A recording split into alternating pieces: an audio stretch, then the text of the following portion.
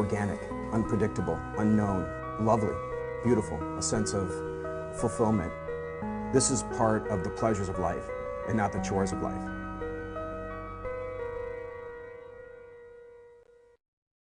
Coming up tonight on Daily Iowan TV, it's UI President Bruce Harold's first day, and the uproar doesn't appear to be quieting down. We'll give you a look at his first day coming up. And we'll take a look at the statistical change in abortion rates here in the state of Iowa. One Hawkeye team is gearing up for the Big Ten tournament. Find out who in sports. All that and more coming up. Daily Iowan TV starts now.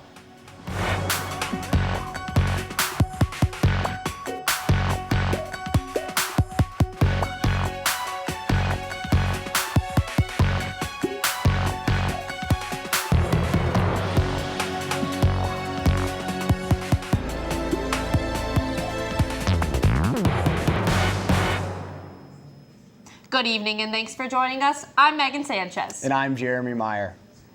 It's President Bruce Harold's first day here at the UI, and this past weekend, Daily Iowan TV had an exclusive interview with him.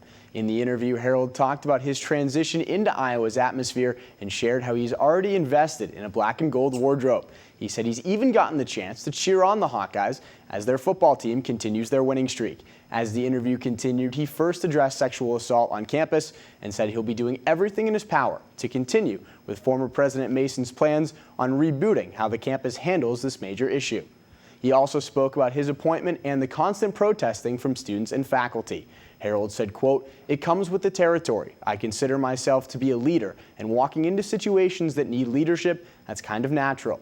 He then continued on with saying that he's heard the concerns from the public and he doesn't have a problem with it, but it needs to be a civilized discourse. If you'd like a more in-depth look into the interview, check out Monday's print edition of the Daily Iowan.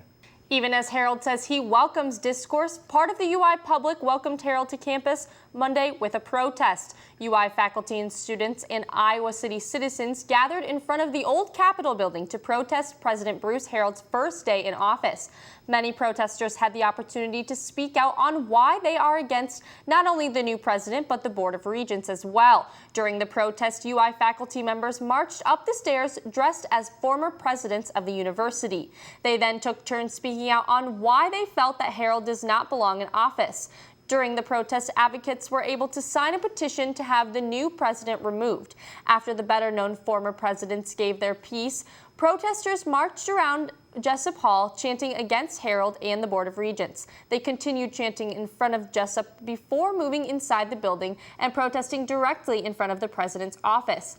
Many faculty and students believe Harold is not qualified for the job and that he was wrongly chosen for the position. One UI associate professor feels very strongly on the matter. Well, this is Mr. Harold's first day on the job, and we want to send the message that we do not accept his appointment as president of the university.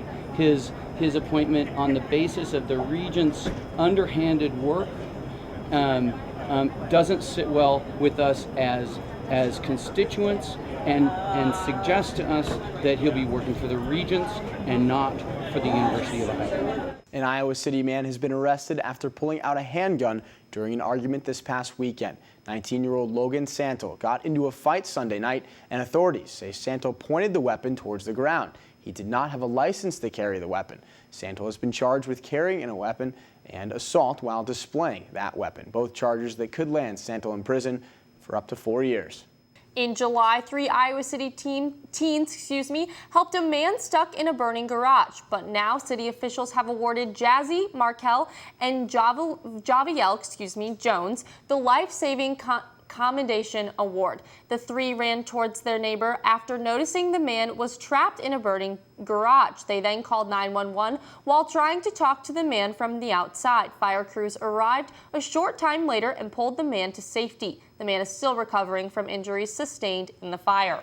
Abortion may be a polarizing national topic, but one statistic has both sides celebrating. Daily Iowan TV reporter Alara Bartlett will tell us where Iowa stands with the abortion statistics. Compared to the rest of the country, Iowa has a relatively low abortion rate, which has dropped an additional 40% in the past 7 years.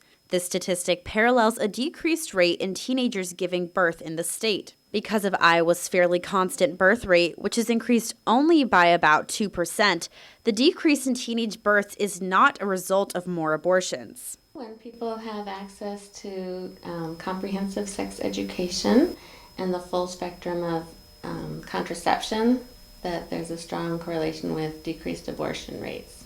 Part of the birth controls that Dr. Meadows attributes to the falling number of abortions may be referred to as LARCs, or long-acting reversible contraceptives. LARCs include IUDs and contraceptive implants that are 99% effective. These methods are more expensive as a general rule, and with the Affordable Care Act and the Iowa Medicaid waiver for family planning, that helps offset those costs. Because these forms of birth control have become more affordable and effective, there has been an increase in users. The growing amount of people using more effective contraceptives is what Dr. Meadows attributes the drop in abortion rates to. Reporting from Planned Parenthood of the Heartland, this is Alara Bartlett for Daily Iowan TV. If you saw decorated skeletons around town today, they're not expired Halloween decorations, but for another celebration. The Mexican holiday Dia de los Muertos, or Day of the Dead, was celebrated today. Families gathered to celebrate the connection between life and death as they honor their loved ones that have passed away and perform offerings. Decorations include sugar skulls, marigolds, and other aspects of Latino culture. Members of the University of Iowa's Multicultural Greek Council, Sigma Lambda Gamma sorority, sponsored their annual Day of the Dead event this year to educate what the holiday stands for and traditions that are a part of the day. The Day of the Dead is celebrated in both the United States and Mexico. Well, Megan, it may be the first couple days of November, but it feels unseasonably warm on campus. I think people were wearing shorts earlier today. Absolutely. I definitely thought I was going to need jackets the rest of the semester, but came right outside. Not a big deal today. Great weather. But let's toss it over to Haley in the weather studio to see, is this weather going to stick around? Haley? Thank you, Megan. Leave that warm jacket at home for these next few days because on Tuesday we see partly cloudy skies and temps near 53. Moving on to the middle of the day will be wonderful, high of 65 with clear skies. As night falls, temperature will be in the mid-50s. Let's take a look at the rest of the week. Wednesday, we will see low 70s and clear skies. Heading into the weekend, Thursday and Friday, there will be a chance of rain with temps around 67 on Thursday. There will be a drastic drop heading into Friday, with temperatures barely reaching 50. Taking us back into that fall feel, Saturday and Sunday, we will be in the mid-50s. Now back to you at the desk. A Conesville, Iowa man tried to thwart an OWI charge in Iowa City Sunday by eating toilet paper. A University of Iowa Department of Public Safety officer stopped Ross McDonald after going the wrong way on Market Street around 3 a.m. Sunday morning. The officer found McDonald extremely confused and wearing only a trench coat. After being brought in, McDonald started to eat the toilet paper, thinking it would alter his test. It later came out twice the legal limit. A children's song in Iowa City is under scrutiny after its controversial lyrics promoting anti-law enforcement. A University of Iowa professor produced the song as part of the Iowa City's Public Library local music project. Some of the lyrics are 1, 2, 3, 4, think they're gonna shoot some more, and 5, 6, 7, 8, why don't we retaliate? The song appeared on the CD for Kids and by Kids, Iowa Rock City Volume 1. The album has preschool, elementary students, and local musicians singing. Local law enforcers are worried about the detrimental effect the song could have on the community's relationship with police. A University of Iowa communication studies professor is the executive producer of the CD and chose not to censor any of the music.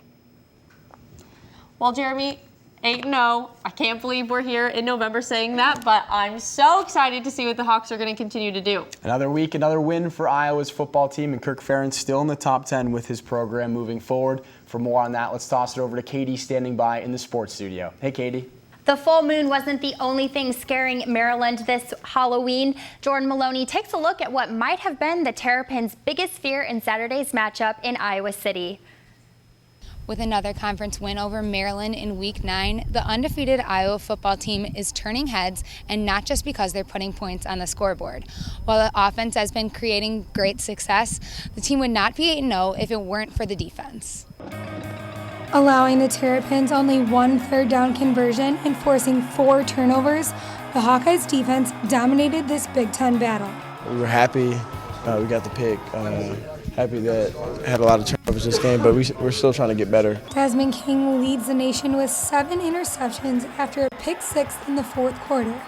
Iowa's defense now has 19 takeaways and 71 points this season. It felt real good. First off, just catching another interception and knowing that I can help the team out with my ability and just get another touchdown. It feels real good. Once I made one cut to the outside and I seen there was nowhere in there but one person, and all I had to do was just beat them, and then I was off to the races. Iowa held Maryland to only 1 play in Hawkeye territory in the first half and 74 passing yards in the game. Iowa football is built around a good tradition of having a great defense. So just putting the pressure on the defense, that's what we've been practicing. We practice it in situations during practice, during the week. So we just got to go out there and execute. We were ready and we were prepared, and we were able to get the job done today. Yeah, 8-0 feels real good right now, and we put ourselves in a good position for this season.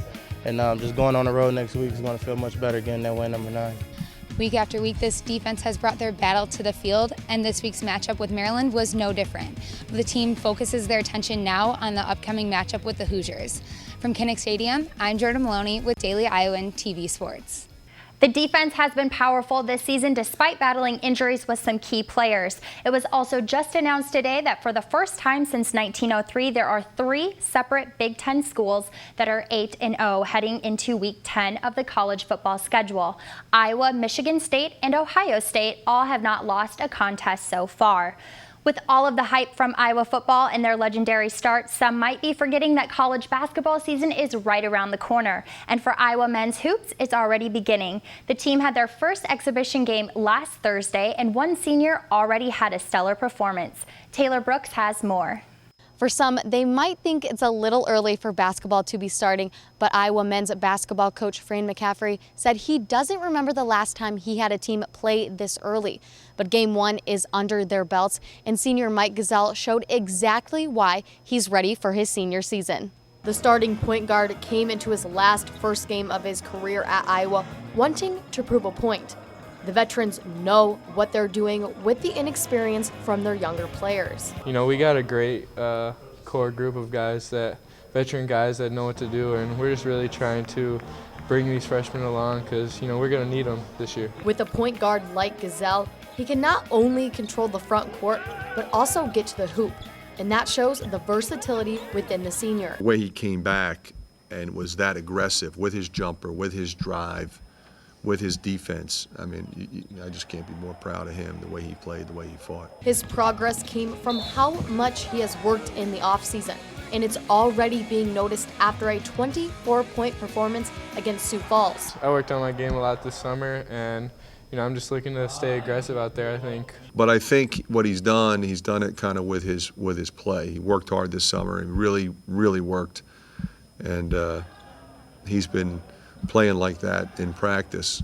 Gazelle's offensive performance came from his aggressiveness to drive to the lane, and he hopes to continue that. You know, I was just trying to be really aggressive. I was finding openings. You know, I think Woody did a great job of sealing his man off inside and opened up lanes for me. And you know, our shooting ability as a team, I think, is going to open lanes up for me all season a lot more.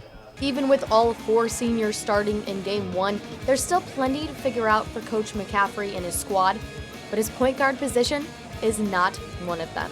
Reporting inside Cover Hawkeye Arena, this has been Taylor Brooks for Daily Iowan TV Sports. Iowa will have another exhibition game on Friday, November 6th at 7 p.m. here in Iowa City.